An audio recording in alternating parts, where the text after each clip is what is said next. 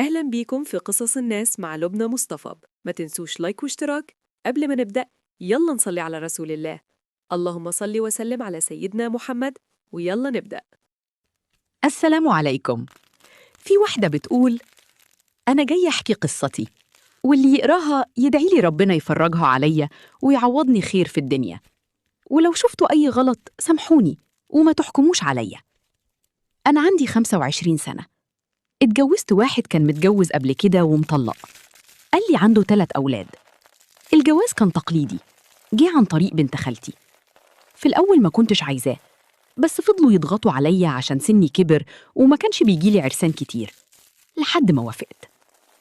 كل حاجة حصلت بسرعة، خطوبة وعقد، حتى الفرح ما عملناش، اتجوزنا على طول. هو كان كلامه حلو جدا، خلى أهلي يقتنعوا إنه إنسان كويس.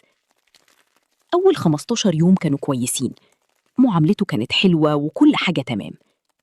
بعد كده بدأ يبان على حقيقته. بقى كل ليلة لازم ياخد حقه الشرعي، حتى لو أنا تعبانة، ولو رفضت كان يزعق ويقول لي: ما تحرمينيش من حقي، أنا بدفع فلوس عشانك. أوقات كان بيستعمل العنف عشان ياخد اللي عايزه، وكان بيحرمني من أبسط الحاجات، حتى هدوم لو كنت عايزة أشتريها كان بيرفض. وبعدها اكتشفت إنه أصلاً مراته كانت حامل قبل ما يطلقها، يعني عنده 4 أولاد، ومع كده ما كانش بيصرف عليا، كل همه نفسه بس. عدت 3 شهور ولسه احنا في بداية الجواز. اتخيلوا عمل ايه؟ كنا لسه مخلصين علاقة واحنا لسه فوق السرير.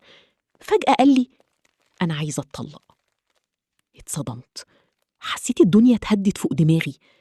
أنا ما قصرتش معاه في حاجة، كنت بعمل كل اللي أقدر عليه، بصبر على إهانته وتعبه. وفي الآخر اكتشفت الصدمة الكبيرة، إنه كان بيتكلم مع مراته وكانوا متفقين يرجعوا لبعض، وأنا كنت بالنسبة له مجرد وسيلة، انتقام منها عشان ترجع له. يعني عمره ما اعتبرني مراته ولا شافني غير أداة. طلب الطلاق، بس مش أي طلاق، طلاق أتنازل فيه عن كل حقوقي، وهددني إنه لو ما وافقتش هيقول لأهلي إني لقاني معيوبة. رفضت طبعاً، لكنه فعلاً شوه سمعتي عند ناس كتير. في الآخر أهلي ضغطوا عليا ووافقوا على الطلاق مقابل فلوس. قال إنه هيدفع مبلغ معين، لكن في الآخر دفع أقل بكتير. وأبوي أخد الفلوس وما ادانيش حاجة، وقال دي حقي عشان اللي صرفوا عليا. بعد أسبوع من الطلاق اكتشفت إني حامل. والله ما فرحت، بالعكس حسيت إني تايهة أكتر. إزاي أربي طفل من واحد دمر حياتي؟ حاولت بكل الطرق أتخلص من الحمل، بس ما قدرتش، وبقيت أفكر في حاجات سودة وصلت بيا إني أفكر أذي نفسي. دلوقتي أنا في حالة صعبة جدا، اكتئاب وتعب نفسي كبير. أبويا بيقول لي ارجعي له، مع إنه رجع لمراته وولاده عادي. أنا حاسة إني ضايعة، حياتي ومستقبلي بقى كله ظلام.